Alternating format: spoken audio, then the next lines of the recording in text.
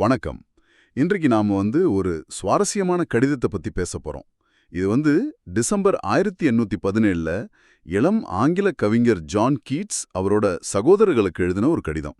நீங்க எங்க கூட பகிர்ந்துகிட்ட இந்த கடிதத்தை வச்சு கீட்ஸ் கலை, சமூகம் பத்தி என்ன யோசிச்சார், அதோட அவர் உருவாக்குன ஒரு முக்கியமான ஒரு சிந்தனை, நெகட்டிவ் கேப்பபிலிட்டின்னு சொல்றது, இதையெல்லாம் கொஞ்சம் ஆழமா அலசலான் இருக்கும்.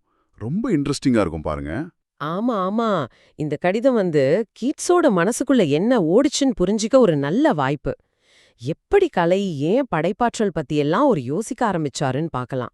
ஒரு விருந்துல அவருக்கு ஏற்பட்ட ஒரு அதிருப்தி, அதிலிருந்து இலக்கியத்தோட ஒரு ஆழமான பார்வைக்கு அவர் எப்படி போறாருன்னு பார்க்கலாம். சரி, முதல்ல கலை பத்தி அவர் என்ன சொல்றாருன்னு ஆரம்பிக்கலாமா? எந்த ஒரு கலையோட சிறப்பே அதோட தீவிரம் தான் என்கிறார் கீட்ஸ். அதுவும் அழகு, உண்மை, இது ரெண்டோடையும் அதுக்கு ஒரு நெருக்கமான பந்தம் இருக்கான். இந்த தீவிரம் விரும்பத்தகாத விஷயங்களை கூட அழகா மாத்திரம்னு சொல்றார். உதாரணமா கிங்லியர் நாடகத்தை சொல்றார். ஆமா, இங்க இந்த தீவிரம்ங்கிற வார்த்தை ரொம்ப முக்கியம். இது சும்மா மேலோட்டமான அழகு பத்தி இல்ல. ஆழமான உண்மையும் அழகும் சேரும்போது வாழ்க்கையோட கஷ்டமான, பிடிக்காத பக்கங்களை கூட கலை எப்படி உள்வாங்கி வேறொன்றா மாத்துதுங்கிற சக்தி இருக்கு பாருங்க, அதுதான் அது. அப்புறம் பாத்தீங்கன்னா ஒரு விருந்துக்கு போயிட்டு வந்ததை பத்தி சொல்றார். அங்க இருந்தவங்க ரொம்ப புத்திசாலித்தனமா, அதாவது விட்டியா பேசினாலும் அதுல ஒரு உண்மையான நகைச்சுவையோ ஒரு ஆழமோ இல்லைன்னு அவர் ஃபீல் பண்ணியிருக்காரு. அவங்களோட அந்த பாசாங்கங்கள் வெறும் வெளித்தோற்றத்துக்கு முக்கியத்துவம் கொடுக்கறது இதெல்லாம் அவருக்கு பிடிக்கல. இதுக்கு பதிலா நடிகர் கீன் மாதிரி கொஞ்சம் இயல்பான ஆட்களோட இருக்கிறதே மேல்னு நினைக்கிறார். இது ரொம்ப முக்கியமான ஒரு பாயிண்ட். கீட்ஸ்க்கு இந்த பாசாங்குத்தனம், மேலோட்டமான விஷயங்கள் மேல ஒரு ஒரு வெறுப்பே இருந்திருக்கு.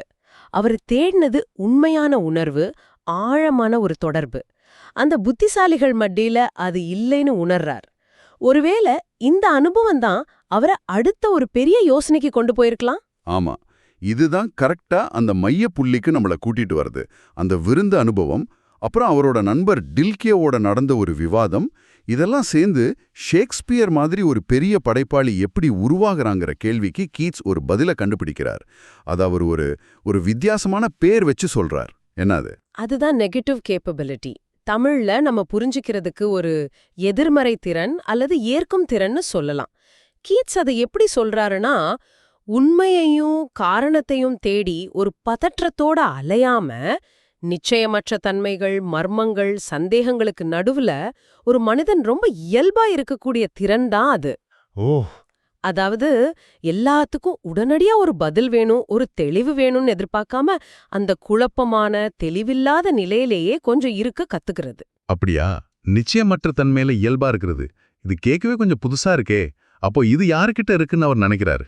தலைசிறந்த நாடக ஆசிரியர் ஷேக்ஸ்பியர் கிட்ட அந்த குணம் அபரிமிதமா இருந்துச்சுன்னு கீட்ஸ் நம்புறார். ஷேக்ஸ்பியர் தன்னோட சொந்த ஐடியாஸையோ கருத்துக்களையோ திணிக்காம பலவிதமான கதாபாத்திரங்களோட உணர்வுகளுக்குள்ள, அவங்களோட உலகத்துக்குள்ள முழுசா இறங்கிட்டார். அதனாலதான் அவரோட படைப்புகள் அவ்வளோ தத்ரூபமா உண்மையா இருக்கு. அப்ப மத்தவங்களுக்கு இது இல்லையா? அவர் யாரையாவது கம்பேர் பண்றாரா? பண்றார். அவரோட காலத்துல இருந்த இன்னொரு பெரிய கவிஞர் கோல்ரிட்ஜ் கிட்டையும் திறமை அபாரமா இருந்துச்சு. ஆனா அவரால இந்த நிச்சயமற்ற தன்மையை தாங்கிக்க முடியலன்னு கீட்ஸ் நினைக்கிறாரு. கோல்ரிட்ஜ் எப்பவுமே ஒரு தத்துவார்த்தமான முடிவு, ஒரு கன்ஃபர்மேஷன், ஒரு உறுதியான விளக்கம் இதை தேடிட்டு இருந்தாராம். இதனால சில சமயங்கள்ல கவிதையோட இயல்பான மர்மத்திலிருந்து வர அந்த நுட்பமான அழக அவர் மிஸ் பண்ணிட்டாருன்னு கீட்ஸ் சொல்றார். அந்த அரை புரிதல் நிலையில கோல்ரிட்ஜால இருக்க முடியல. புரியுது. அதாவது எல்லாத்தையும் அலசி ஆராய்ஞ்சு ஒரு முடிவுக்கு வந்தே ஆகணும்னு நினைக்காம சில விஷயங்களை அப்படியே ஏத்துக்கிற அந்த பக்குவம் தான் ஷேக்ஸ்பியரோட பெரிய பலம்னு கீட்ஸ் நினைக்கிறாரு. சரியா சொன்னீங்க. அதனாலதான் கீட்ஸ் கடைசியா இப்படி முடிக்கிறாரு பாருங்க. ஒரு சிறந்த கவிஞனை பொறுத்த வரைக்கும் அழகுணர்வு மற்ற எல்லா சிந்தனைகளையும் விட மேலோங்கி விடுகிறது, அல்லது மற்ற எல்லா சிந்தனைகளையும் தேவையற்றதாக்கி விடுகிறது. அப்போ இந்த நெகட்டிவ் கேப்பபிலிட்டி, அதாவது நிச்சயமற்ற தன்மையை ஏத்துக்கிற அந்த திறன் இருந்தாதான் ஒரு விஷயத்தோட உண்மையான அழக முழுசா உணர முடியும், அதை வெளிப்படுத்த முடியும்னு சொல்றாரு. அப்படிதானே? நிச்சயமா.